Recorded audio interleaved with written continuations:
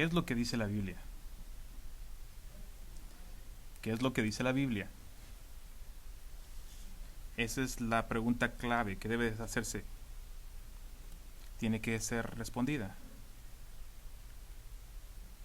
Y, y en cada enseñanza, discipulado, debe de hacerse esa pregunta. ¿Qué dice la Biblia? Y qué dice la Biblia es el centro acerca de la exposición de la palabra. ¿Qué dice la Biblia?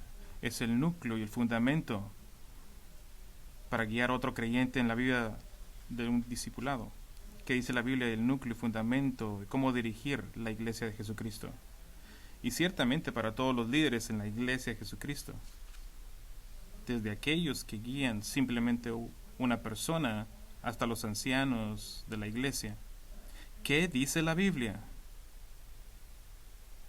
Debe de informar todo lo que hacemos y cómo nos discipulamos y cómo funcionamos. La semana pasada comenzamos una especie de miniserie dentro de nuestra serie sobre los pastores de la iglesia, y esta miniserie se refiere a los roles de los pastores vocacionales y voluntarios de la iglesia, y presentamos las evidencias de que el Nuevo Testamento permite, tanto con cierta margen de flexibilidad y variedad según sea necesario. La próxima vez veremos especialmente el papel de los pastores vocacionales, los pastores pagados de la iglesia. Hoy queremos explicar los pastores voluntarios, especialmente los ancianos de tiempo completo, pero realmente creo que los principios que estamos considerando hoy se aplicarán en todos los ámbitos de cualquier persona que lidere en cualquier capacidad de pastoreo y cuidado espiritual. Y la palabra correcta, la pregunta es, ¿qué es lo que dice la Biblia? Estamos sentando una base sólida aquí en Grace Bible Church que durará por muchos años, que a medida que todos entendemos de manera compuesta a los pastores de la iglesia, estamos extremadamente ayudados a entender cómo Cristo desea que funcione su iglesia. Así que vaya conmigo a 1 Timoteo 3.1 y luego iremos a otros textos. En 1 Timoteo 3.1 nos vamos a enfocar en una sola palabra. En 1 Timoteo 3.1, y oro para que esta sea impactado en tu vida en este pasaje. 1 Timoteo 3.1, la palabra fiel es esta: si alguno aspira al cargo de obispo, buena obra desea hacer. Una vez más, voy a decirlo una vez más. La palabra es fiel. Si alguno aspira al cargo del obispo, buena obra desea. Esa es nuestra palabra clave el día de hoy. Si alguno quiere. Ahora, esa anima.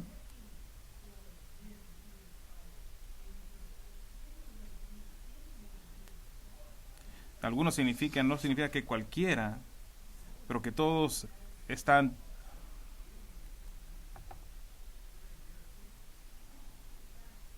de hecho, si alguno debería estar inspirado a por lo menos si no es a buscar la oficina del pastorado, pero al menos el carácter que está delineado aquí.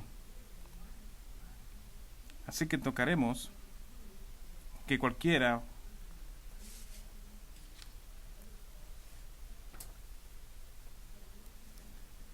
así que queremos ser bien específicos el día de hoy. ¿Cuál es el papel que juega el anciano voluntario?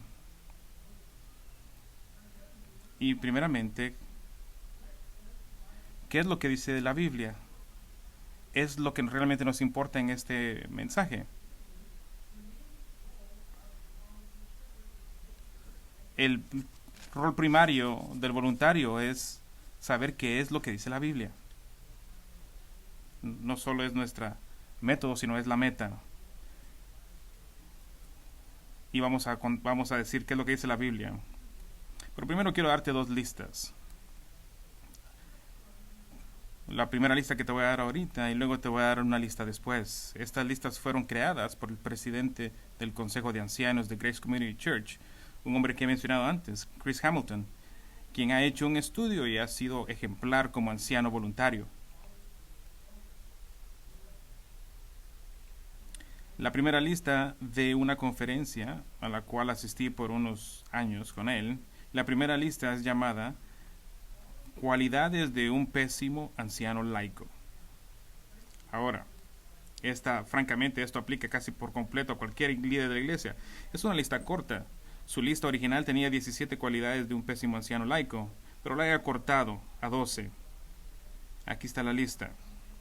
Número 1. Crónicamente negativo. Siempre buscando problemas sin aportar soluciones viables. Muy bueno para señalar los desafíos, pero no ayuda para resolver los desafíos.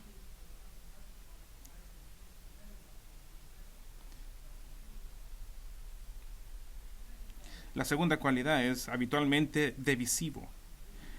Habitualmente divisivo. En lugar de inspirar unidad, está sembrando las semillas de la división, siempre separando a las personas. La número 3. Obstinadamente insubordinado. Nadie en el liderazgo de la iglesia se sale con la suya todo el tiempo. Y este hombre no es sumiso a otros ancianos. Tiene problemas sometiéndose a los demás. Siempre quiere salirse con la suya. La cuarta cualidad. Antagónico hacia los pastores. Antagónico hacia los pastores. Él ve su papel principal como el crítico hacia los pastores vocacionales formalmente entrenados y asegurarse de que se desanimen regularmente y que ponerlos en su lugar. Eso es lo que él hace. Por cierto, esto a menudo se acompaña de no hacer un trabajo de pastoral en sí mismo. Se reduce a dar sus opiniones de cómo ellos lo hubieran hecho. La quinta cualidad es sumiso a su esposa. Es sumiso a su esposa. Y así es como esto trabaja. Lleva los asuntos de los ancianos a su esposa para una segunda reunión. No mantiene los asuntos de la iglesia confidenciales. Donde he estado pensando más en esto. Y realmente es el lenguaje de código para decir: mi esposa me hizo cambiar de opinión. Y créanme, esto puede ser un problema. Y la cualidad número 6. Actitud de propiedad no saludable. Trata a la iglesia como si fuera su iglesia. ¿De quién es esta iglesia? Es de Cristo. Somos administradores únicamente, y esto crea una separación de sí mismo de la vida de las ovejas, donde ya no se ve a sí mismo como uno de las ovejas, sino que ahora los miembros somos meros empleados que existen para construir la corporación. Otra cualidad. Influencia financiera para controlar. Utiliza la influencia financiera como una manipulación silenciosa y amenaza. Declaraciones como: si vamos en esta dirección, probablemente con mis donaciones bajen. Eso es manipulación y control. Por el otro lado, hay una octava cualidad, que esta persona hace paz a toda costa, constantemente tratando de hacer paz, coincidiendo siempre con la persona más poderosa. ¿Sabes qué es lo que amo acerca de los voluntarios de esta iglesia? Que siempre quieren hablar acerca de las situaciones de la iglesia. Hay una novena cualidad: socava la autoridad pastoral y la unidad. ¿Cómo esto sucede? Corregir el sermón cada vez que el pastor predica, alentar a la desunión y, en lugar de desafiar a los miembros de la iglesia, escuchar más humildemente con un corazón de alumno. Hay una número 10, trata su posición políticamente, tratando de ganar gente en la iglesia de su lado. Trata de controlar a las personas en la iglesia, convirtiéndose en político en lugar de un proveedor de la verdad. Este es el tipo que no tiene miedo de tener reuniones secretas para mover sus propias agendas. En nuestro equipo pasa esto en todas las iglesias, pero en esta iglesia no pase. Pero aquí en nuestro equipo advertimos acerca de las reuniones después de las reuniones. Número 11. Enfrenta a las ovejas entre sí mismos con chismes.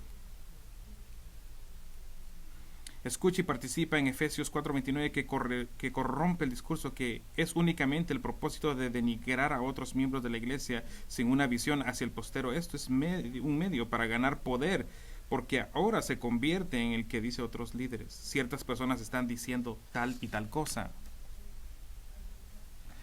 Mi primera pregunta siempre es: ¿quién lo dijo? Y ellos dicen siempre: oh, no quiero decir.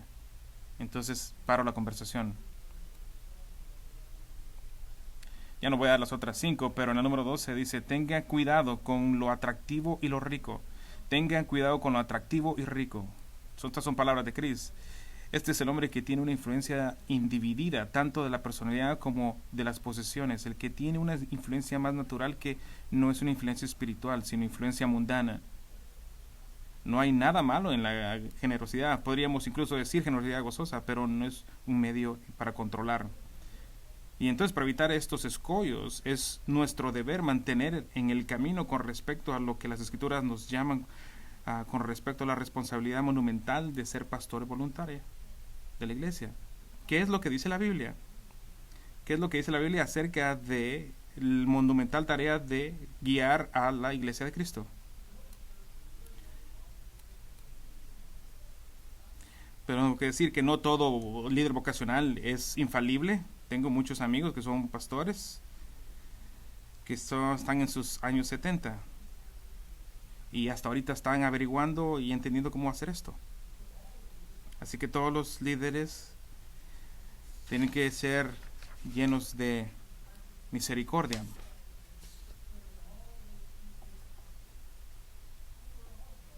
Así que todos estamos creciendo y aprendiendo. Voy a dar la segunda lista de Chris al final del sermón. Por el resto de nuestro tiempo,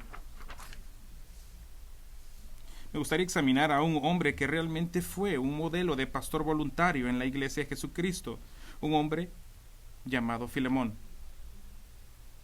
Vayan conmigo al libro de Filemón, la pequeña carta que Pablo dirigía a este hombre. Solo déjenme recordarle acerca del contexto. Ese es el trasfondo. Esta fue escrita a la iglesia de Colosas, pero también a la iglesia en conjunto. Esta es una carta personal, una carta corta de Pablo.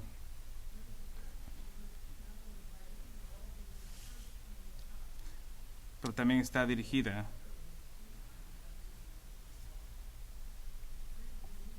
está escrita hacia un individuo, pero también hacia toda una iglesia.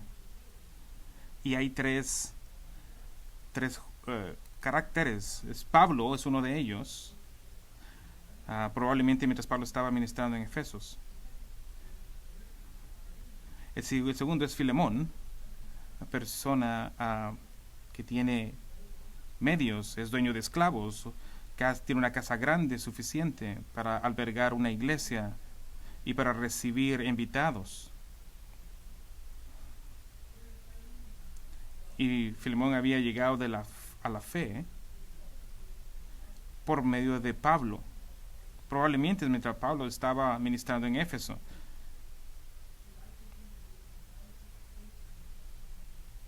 Al mismo tiempo que vino Epafras a la fe, que probablemente comenzó en la iglesia de Colosas. Así que este hombre que tiene los medios. Y tienes el tercer participante, que es Onésimo, uno de los esclavos de Filemón, pero era un esclavo fugitivo. Aparentemente había robado dinero o bienes de Filemón como su regalo de despedida para sí mismo. Aparentemente. Y todo el tema de la carta es de que Onésimo se ha convertido en un creyente y Pablo le está pidiendo a Filemón que lo perdone. Así que quiero tomar unos pequeños segundos aquí para tomar que la esclavitud es parte de este tema. Déjenme hacer algunos comentarios al respecto. Primero, la esclavitud del primer siglo tiene poco parecido con la esclavitud estadounidense de los siglos XVIII y XIX, con las que estamos muy familiarizados. No son iguales, no se basa en la raza de la nacionalidad. Había esclavos en todas las naciones.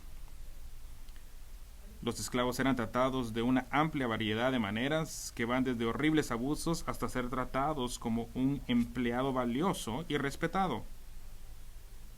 No era raro entrar en la esclavitud para pagar deudas o simplemente para conseguir trabajo. Los esclavos no estaban vinculados por una raza o nacionalidad común. por lo que nunca hubo realmente un movimiento unificador de los esclavos unidos en los siglos anteriores de Cristo. El Nuevo Testamento nunca aprueba la esclavitud, ni nunca presentó un evangelio social que Cristo vino a liberar esclavos. No lo presenta así. Lo que el Nuevo Testamento presenta es el evangelio que nos libra de la esclavitud del pecado. Y de hecho simplemente les dijo a los esclavos que ahora sean los mejores esclavos de la historia para Cristo.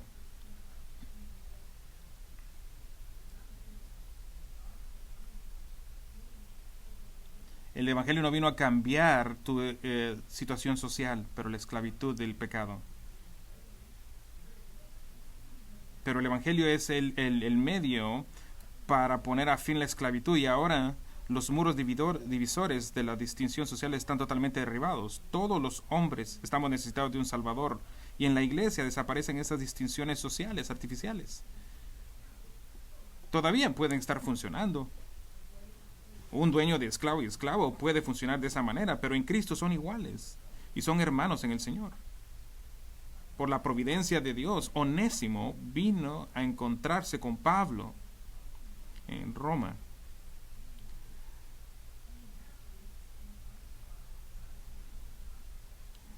Y se encontró un hombre que estaba bajo arresto domiciliario. Este era Pablo. Y Pablo compartió el evangelio, y Onésimo vino a Cristo.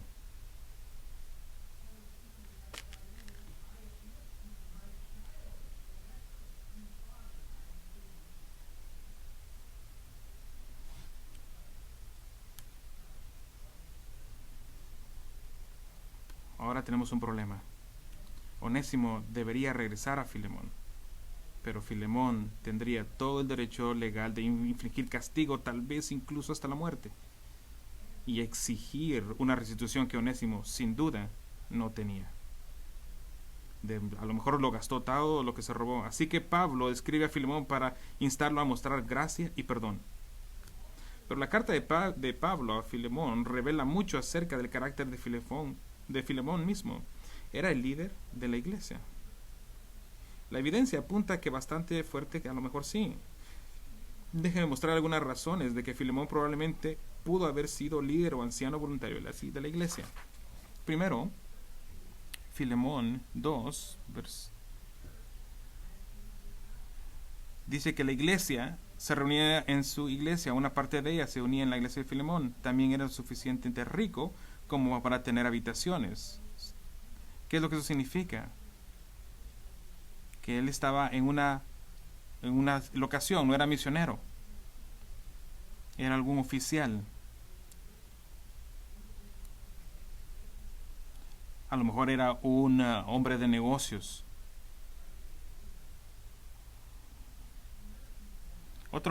Otra pieza de información es que indica que Filemón estaba profundamente involucrado con los pastores de todos los santos, con toda la iglesia.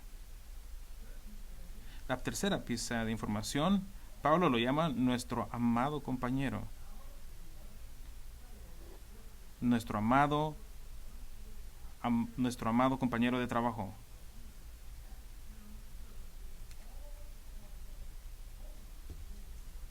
Y este título se utilizaba solo a los que trabajaban en expandir el evangelio. Verso 23. Te saluda Epafras, mi compañero de prisiones en Cristo Jesús. También Marcos, Aristarco, Demas y Lucas, mis colaboradores. La misma palabra. Nunca lo llamó como un regular atendedor de la iglesia. Así que este es un compañero de trabajo, y sin embargo parece tener una vida secular fuera de la iglesia. ¿Qué es lo que lo hace? Lo hace como un voluntario de alguna clase. Así que creo que estamos en un terreno seguro, que Filemón es como un ejemplo, y tal vez aunque no sea un anciano como ejemplo, creo que lo podemos usar. Pablo claramente piensa mucho Filemón, como veremos. Solo brevemente me gustaría mostrar 6 cualidades de un anciano voluntario eficaz. 6 cualidades de un anciano voluntario eficaz. Y una vez más, estamos poniendo una fundación bastante grande. Y después de haberla puesto, esto tendrá sentido. Pero estas son las 6 cualidades de un anciano voluntario eficaz. Primero, un hombre de familia amoroso. Un hombre de familia amoroso. Verso 1.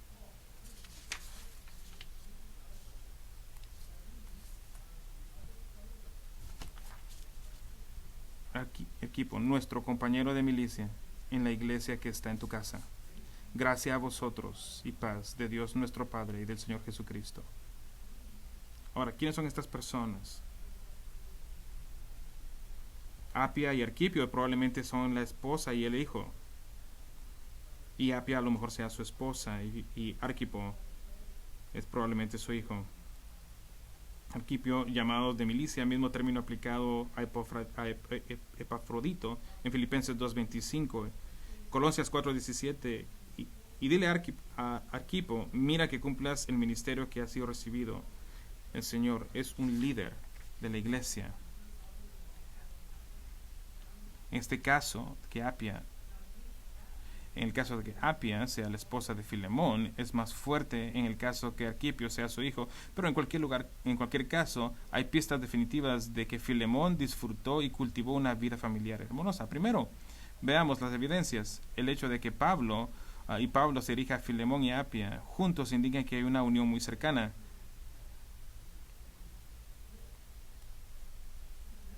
Aquí hay otra evidencia. La iglesia se reunió en su casa. Esto no podría suceder fácilmente en medio de una familia difícil, en medio del conflicto.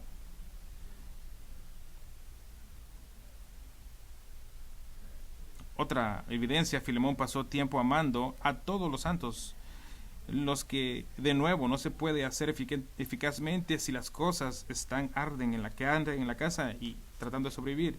Y otra evidencia es que Pablo se sintió lo suficientemente cómodo pidiéndole a Filemón que le preparara una habitación para su esperanzada llevada. Esto no sucede en una casa de lucha y conflicto. Ahora, para estar claros, tener una esposa y una familia no es en sí misma calificaciones para el liderazgo. El apóstol Pablo no tenía ninguna de las dos.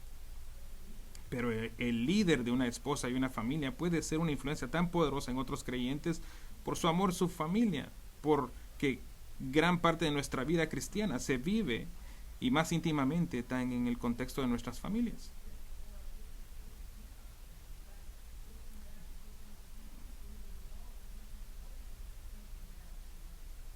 Esta es una calificación para un anciano, que tengas una familia amorosa. Este es el cimiento sobre que la iglesia se construye. Una iglesia con familias obedientes es a menudo la más saludable de las iglesias.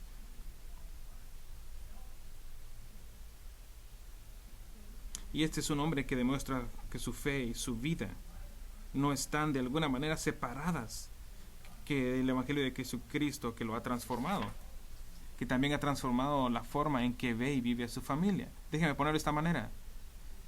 Ese es el mismo hombre que es en la iglesia, que es en la casa. Es el mismo hombre. Aquí hay una segunda cualidad. Un hombre impactante. Un hombre impactante. Verso 4.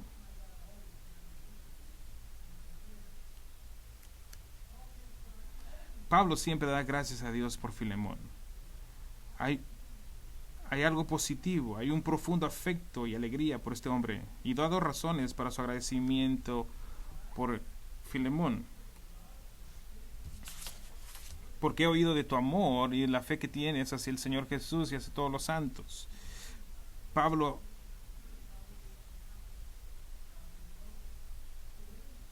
¿cuáles son estas dos razones?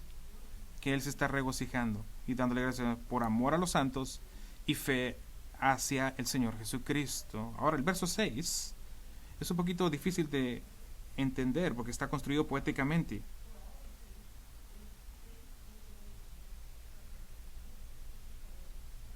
Este es un poema construido en este versículo.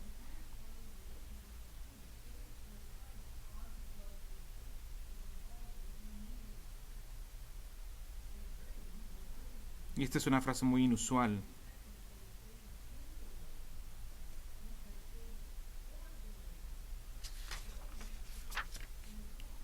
Y está riendo hablando acerca de lealtad. la profundidad y la lealtad de Filemón y la fidelidad hacia Cristo. ¿Y cuál es el resultado? Tú amas a los santos. Es una buena lección. Amor hacia Cristo, amor hacia Cristo se traduce en amor a la iglesia. Así que Filemón es fiel hacia Cristo, se expresa de manera de amor hacia los santos. Y esto ha sido muy obvio. La gente ha estado hablando positivamente alrededor de Filemón. Tienes que ver este hombre ama a Cristo, ama a la iglesia. Pero ¿cómo los ama? ¿Pero cómo ama a los santos? El versículo 6 nos da una pista. Y ruego que la comunión de tu fe llegue a ser eficaz para el conocimiento de todo lo bueno que hay en vosotros mediante Cristo. Y oro que, y lo más preciso decir es para que haya un resultado, el resultado esperado del amor de Filemón por los santos. ¿Qué quiere decir Pablo con esta misteriosa frase de la comunión de tu fe o la compartir tu fe? Dejemos que el contexto nos guíe. La traducción adecuada, en orden que, nos dice que el amor de Filemón por todos los santos se repite. El contexto nos guía. La traducción adecuada sería en orden que nos dice que el amor de Filemón por todos los santos se repite en la frase compartir tu fe. ¿Por qué entonces uno puede estar hablando del evangelismo personal? Ya que estos son santos. Tampoco puede significar simplemente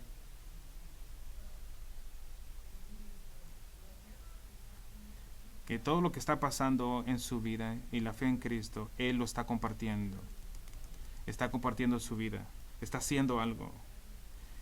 No nos dice exactamente qué es lo que está haciendo. Solo nos dice que está impactando a todos los santos. Está compartiendo con todos los santos. Pero tenemos algunas pistas. Sea lo que sea que esté haciendo, amando a todos los santos, todos los miembros de la iglesia. También sabemos que el versículo 7 nos dice que refresca los corazones de los creyentes.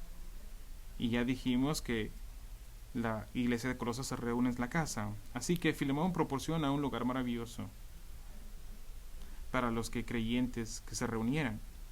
Aparentemente fue extremadamente generoso con los santos. Es posible que él fuera un apoyo importante, probablemente junto con Apia, para la predicación de la palabra.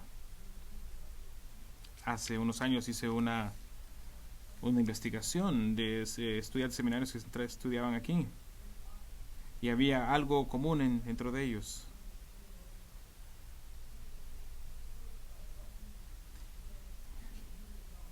Y a estos se les ayudaba financieramente. Y eso era lo que hacía Filemón.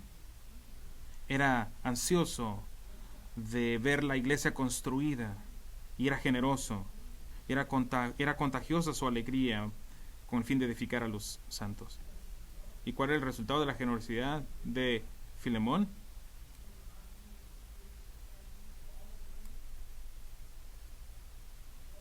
El resultado es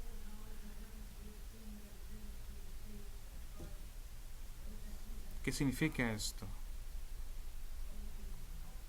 Podemos ser ayudados para interpretar como con lo que dice Colosenses 1, 9 al 10. No vayas para eso, escucha.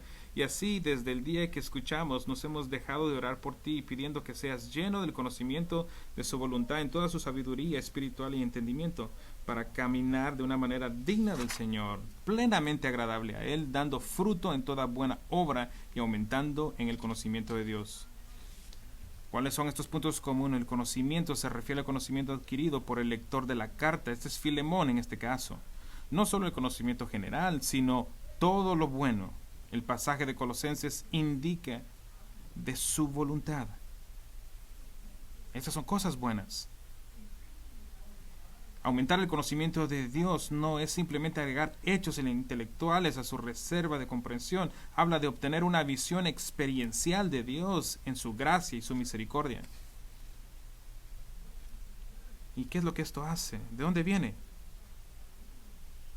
Y esto viene que Filemón ha compartido su vida. Ha demostrado su amor. Ha compartido su fe. Ahora, sígame aquí por un momento. El pleno conocimiento de cada cosa buena que está en nosotros por la causa de Cristo. ¿Cuáles son esas cosas buenas que hay en nosotros? La mejor traducción sería en Cristo. ¿Qué es? La capacidad.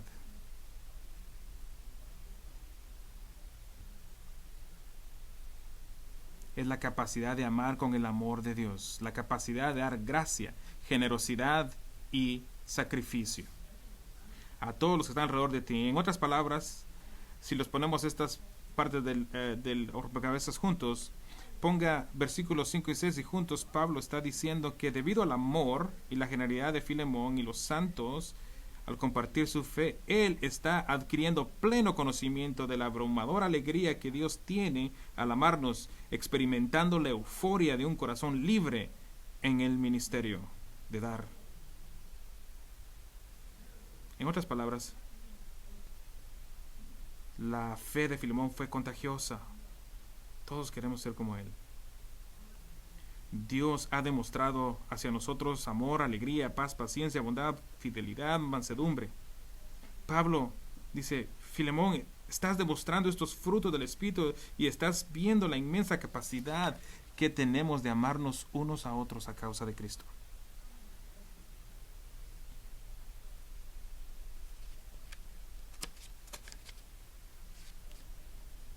¿Cuántos tipos como Filemón se necesitan para construir la iglesia? Vamos de regreso a versículo 7. Pues he hallado de tener mucho gozo y consuelo en tu amor, porque los corazones de los santos han sido confortados por ti. Pablo ha recibido un informe sobre Filemón, a quien llevó a la fe a varios años, y le emociona escuchar que Filemón está siendo generoso, amoroso en la vida cristiana. El aliento de Pablo es que Filemón ha refrescado a la iglesia con su amor. Este es su legado. Este es su modo operandi.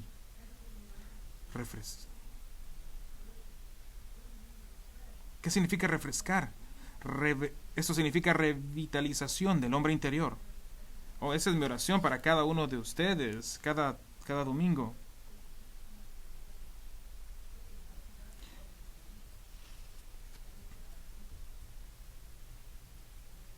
Aunque me gustaría pensar que mi mensaje es lo más importante que ha pasado en tu vida, lo mejor sería que algún hermano te revitalice interiormente. No sé lo que Pablo le dijo, pero a lo mejor le dijo algo así. La iglesia se reúne en la casa de Filemón, su personal alimenta la iglesia los domingos. Cuando fulano estaba enfermo y no podía trabajar, Filemón mantuvo a su familia, alimentaba hasta que volvió a estar de pies. Él ama estar con los hermanos. Él ora por la iglesia. Se mantiene al día con lo que está sucediendo en la vida de los demás. Es amable, es un ejemplo para los hombres. Se asegura de que nuestros pastores, Éprafas, Arquipo, sean atendidos para poder enseñar a los santos. Qué fenomenal es esto. Filemón era una mina de oro, de aliento y alegría. Era un líder, por ejemplo, un hombre que impactaba solo con su vida. Solo era Filemón un hombre de familia amoroso y un hombre impactante. Tiene una tercera cualidad, que era un hombre solidario. Un hombre solidario. Verso 7 una vez más.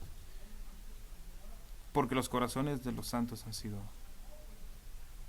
Ahora, Pablo no era el pastor de la iglesia de Colosas, había conducido a Cristo a Éprafas, quien probablemente era uno de los pastores que enseñaba, y Pablo tenía autoridad única sobre la iglesia como apóstol. Pero compare el gozo y el consuelo de Pablo con la realidad más amplia de su ministerio. Además del sufrimiento físico de Pablo soportó por el bien del ministerio, escribió a los Corintios en 2 Corintios 11:28. Además de tales cosas externas, esta sobre mi presión cotidiana de la preocupación por todas las iglesias, la continua presión cotidiana. Hubo un día que Pablo nunca sintió la responsabilidad. Y no es de extrañarse. Cuando tienes algunas iglesias como la iglesia de Galacia, Galacia 1:16 describió: me maravillo de que tan pronto hayas abandonado al que os llamó por la gracia de Cristo para seguir un evangelio diferente. O como la iglesia de Éfeso, 1 Timoteo 1:3-4, como te ruego al partir para Macedonia que te quedaras en Éfeso para que instruyeras a algunos que no enseñen otras doctrinas, ni presten atención a mitos, genealogías interminables, lo que da lugar a discusiones inútiles en vez de hacer avanzar el plan de Dios por la fe.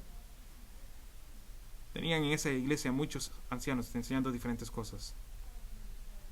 Filemón. Pablo mira a Filemón y dice: qué alegría, qué conforte. Filemón fue la causa para que Pablo tuviera para que la preocupación de Pablo fuera reducida y no aumentada. Filemón tal vez no era el principal maestro bíblico de la iglesia, pero hizo todo lo que estaba a su alcance para facilitar el trabajo del ministerio, para poner las piezas en su lugar, para hacer que el ministerio de la palabra suceda. En otras palabras, en gran parte debido a Filemón, Pablo podría descansar más fácilmente en sus preocupaciones por Colosas, que sí tenían sus desafíos, pero no al punto que Filemón no era uno de ellos que le daba problemas. Hace unos años atrás escribí un libro, Pastores Destrozados, que fue diseñado para ayudar a los pastores vocacionales a través del desastre del ministerio. En los últimos años he tenido bastantes hombres en contacto conmigo y he pasado muchas horas preciosas conversando con ellos como pastores.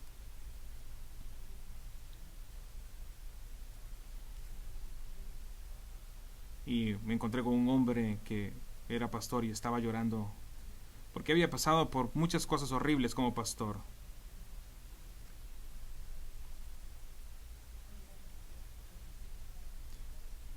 Y les pregunté cuáles son los factores que los han llevado a esto. Y la respuesta fue líderes laicos antagónicos que no soportan, que no ayudan. Pero Pablo le dice a Filemón: tú no eres uno de esos. En vez de que él sea una carga, es alegría y consuelo debido al apoyo que Filemón daba. La cuarta cualidad es un hombre sumiso. Es un hombre sumiso. Esto puede parecer una cualidad extraña en un líder, pero es esencial porque nadie se sale con la suya todo el tiempo. Y el que insiste en su camino todo el tiempo o hace un alboroto cada vez que no se sale con la suya es perjudicial para la iglesia. ¿Qué pasa con Filemón? Veamos el versículo 8 al 14. Por lo cual, aunque tengo mucha libertad en Cristo para mandarte a hacer lo que conviene, no obstante, por causa del amor que te tengo, te ruego, siendo como soy, Pablo anciano y ahora también prisionero de Cristo Jesús, te ruego por mi hijo Onésimo, a quien he engendrado en mis prisiones, el cual en otro tiempo te era inútil, pero ahora nos es útil para ti y a mí.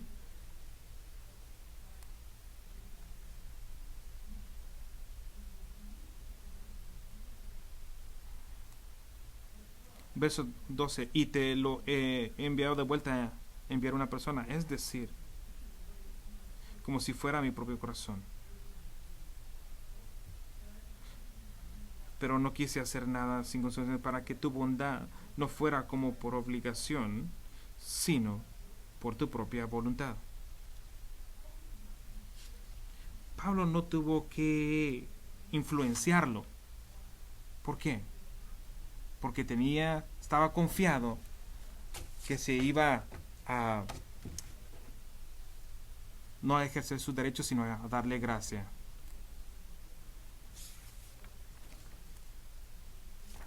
Verso 18. Y si te ha perjudicado en alguna forma o te debe algo, cárgalo a mi cuenta. ¿Crees que Pablo va a agarrar un bill?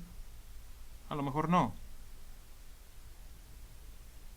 Porque lo dice en verso 19. Yo, Pablo, escribo con mi propia mano. Yo lo pagaré. Y luego dice, por no decirte que tú mismo me debes a mí. ¿Qué fue lo que eso lo hizo? Mencionarle el hecho de que te conduje a Cristo. Ingenioso liderazgo. Pero últimamente instancia, mira la visión de Pablo. Mira el versículo 21. No solo de Filemón. Que tú vas a hacer más de lo que yo te he pedido. Él iba a ir más allá de lo que él estaba pidiendo.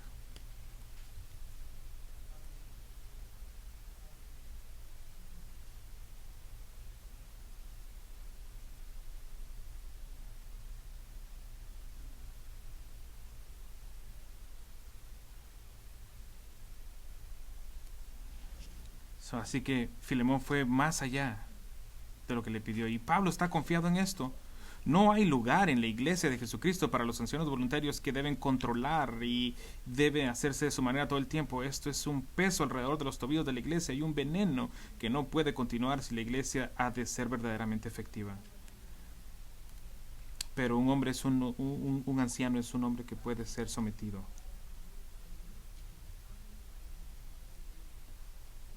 ¿Por qué Pablo confía en Filemón? Porque confía en la motivación de Filemón. La quinta, un hombre que honra a Cristo. De regreso al versículo 20. Sí, hermano, permíteme disfrutar este beneficio de ti en el Señor. Recrea mi corazón en Cristo. Sí, Pablo está pidiendo en términos inequivocados.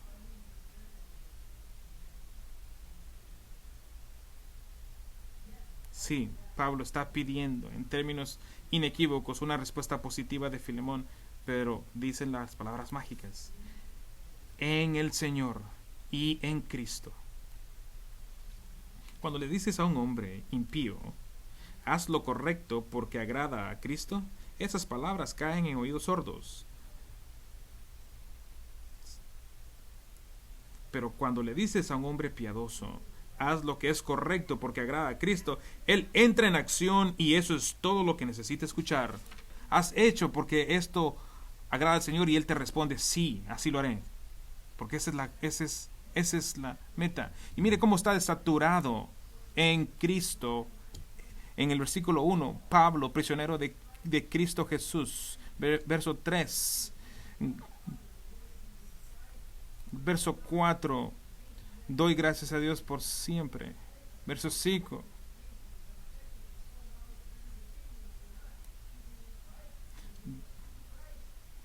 Verso 8.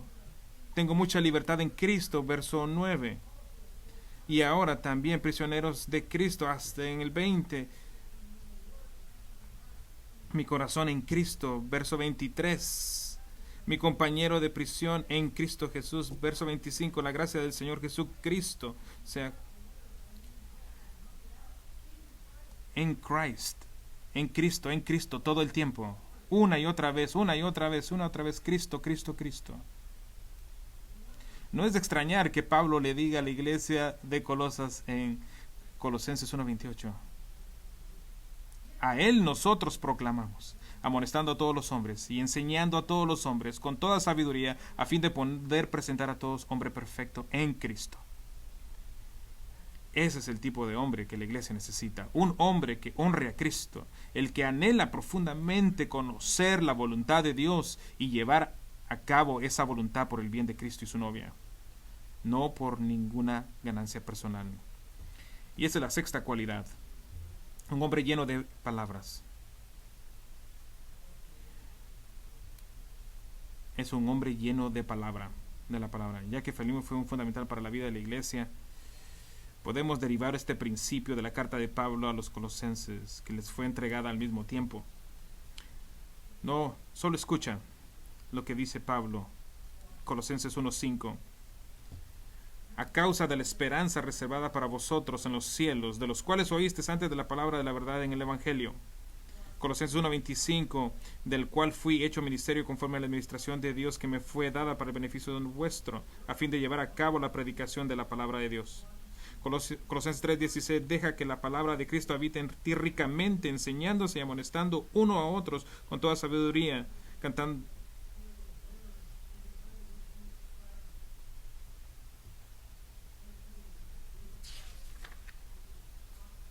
Una de las falacias más grandes en el liderazgo de la iglesia puede caer que la sabiduría que trae el mundo es principal factor de calificación. para estar seguro de que es útil en cosas prácticas y administrativas. Todos nuestros ancianos, por ejemplo, voluntarios, tienen experiencia en asuntos de dinero, por lo que la administración financiera de Grace Bible Church ha sido dotada de tremendos hombres de Dios. No tengo preocupaciones al respecto. Y por supuesto, todos ellos tienen el beneficio de décadas de seguir a Cristo.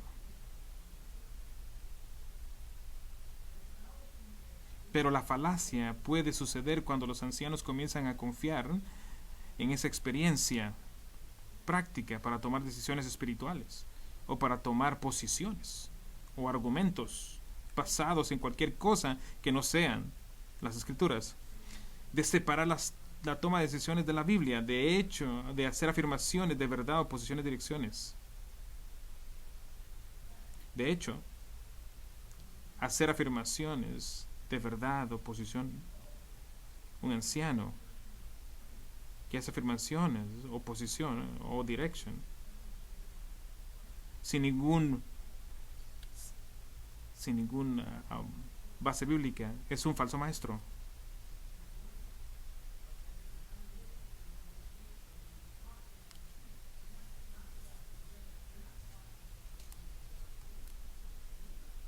Uh-huh.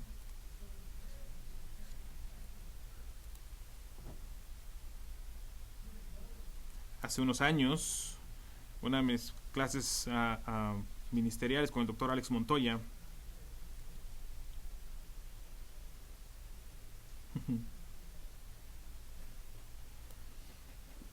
él dijo esto: la caída final de una iglesia es bastante segura cuando los ancianos comienzan a tomar decisiones basadas en la opinión, la personalidad o preferencias personales. Si están unidos, toda la iglesia fracasará.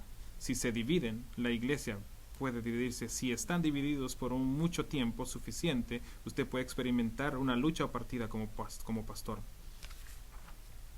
Eso es basado en 45 años de experiencia pastoral. Entonces es importante que los ancianos entiendan los fundamentos de la formación de una posición bíblica. Quiero compartir esto con ustedes. Quiero compartir esto. ¿Cómo son estos nuestros estándares aquí en Grace Bible? ¿Cómo formamos nuestros argumentos? Primero, tenemos que saber que debate o discusión no es un estudio. Una discusión puede ayudar a definir los temas, pero la discusión no forma una posición bíblica sobre un tema. El debate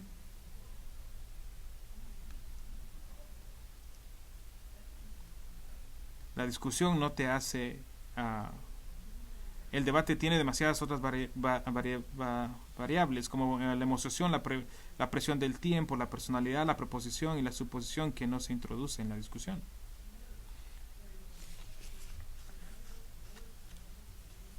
También el análisis gramatical y de las palabras de textos importantes. Tienes que analizar la gramática, tienes que analizar la palabra, tienes que analizar los detalles. También tienes que examinar el contexto de cualquier texto importante. No solo puedes lanzar versículos bíblicos sin considerar su intención autoral. También diríamos que una posición debe basarse en múltiples razones de las escrituras. No basamos un tema en solo un verso.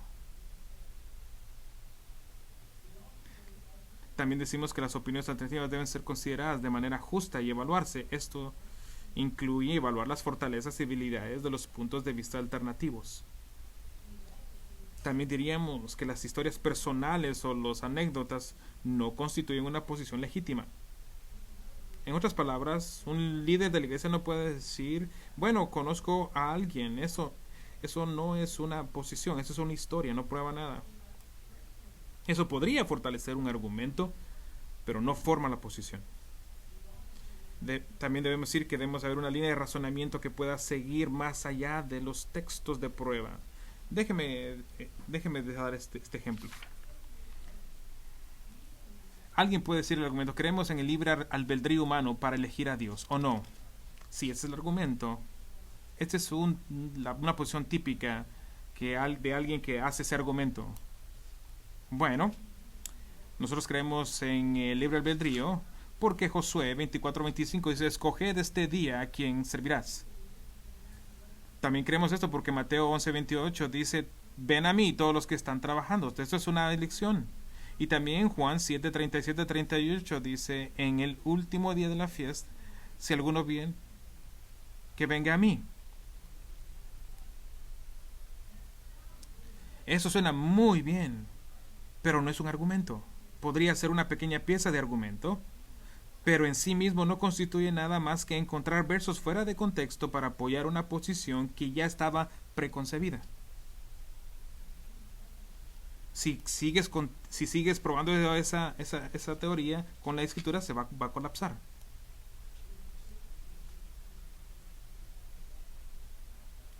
Ese statement de creer que tengo libre albedrío es falso. Es Dios el autor de la salvación, no el hombre. Y ese argumento está muy bien soportado en la Biblia. Esto no es un argumento. Son un montón de versos solo tirados al azar. ¿Qué tipo de hombre deben ser los ancianos voluntarios? Hombres que continuamente hacen la pregunta, ¿qué dice la Biblia? Esa es la única pregunta. ¿Qué dice la Biblia? ¿Qué dice la Biblia? Es el núcleo y el fundamento de la predicción expositiva. ¿Qué dice la Biblia? Es el núcleo y el fundamento de la predicción expositiva. ¿Qué dice la Biblia? Es el núcleo y el fundamento de guiar a otro creyente a vivir nuestra fe en Cristo. ¿Qué dice la Biblia? Es el núcleo y fundamento de dirigir la iglesia de Cristo.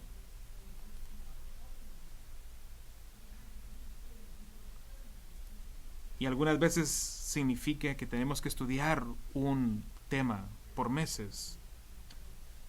Interesante para mí que el rey Josafat del reino del sur de Judá, Josafat era el bisnieto del rey Salomón. No era realmente un buen rey, pero es interesante que quienes eran los altos funcionarios de su gobierno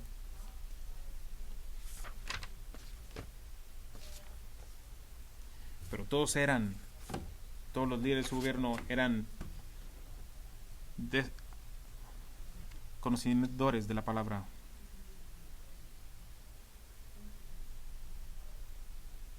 Y Josafat les envió a ellos a predicar la Biblia, a enseñar la Biblia hasta el reino. Él no puso políticos, él puso a su cargo pastores. Porque estos eran hombres que se preguntaban, ¿qué dice la Biblia? Dije que le daría la segunda lista de Chris Hamilton, algunas de las cualidades de un anciano voluntario eficaz. Pero al mirarlo, descubrí que era casi idéntico a las cualidades de Filemón, así que le voy a dar algunas ideas que vale la pena ver. La segunda lista incluye lo siguiente: integridad. Un hombre que hace lo que dice que va a hacer. Amor por Cristo. Esa es su motivación por encima de todo. Amor por la iglesia. Un afecto genuino y ternura hacia la novia de Cristo. No como un todo, pero el individuo.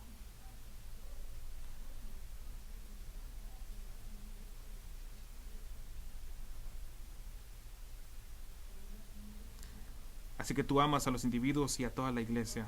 Amor por la familia. Un amor observable por otros que pueda ser copiado.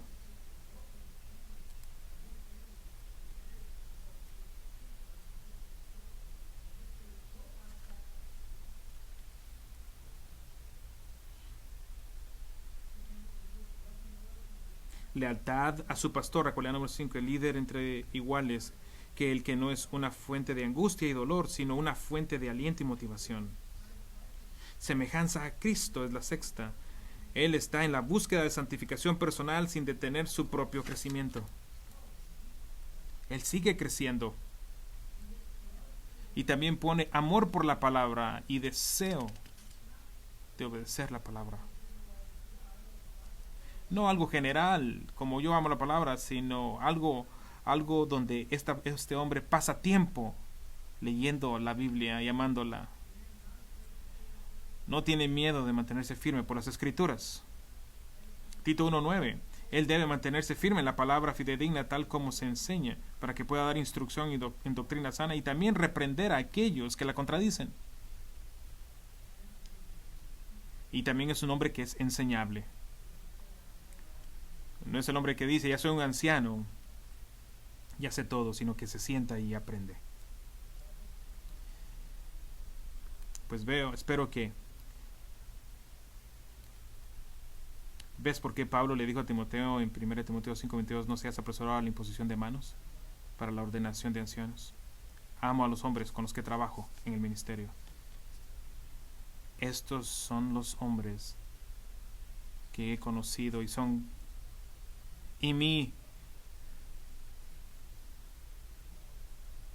para ustedes como miembros de la iglesia espero que muestren amor, aprecio y gratitud a sus ancianos y voluntarios y a otros líderes. Ellos trabajan por la causa de Cristo y por amor a la iglesia y por el bien de sus almas. Conozco a esos hombres bien y todos tienen algo en común.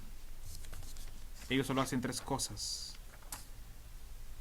Ellos trabajan, aman a sus familias y aman a la iglesia.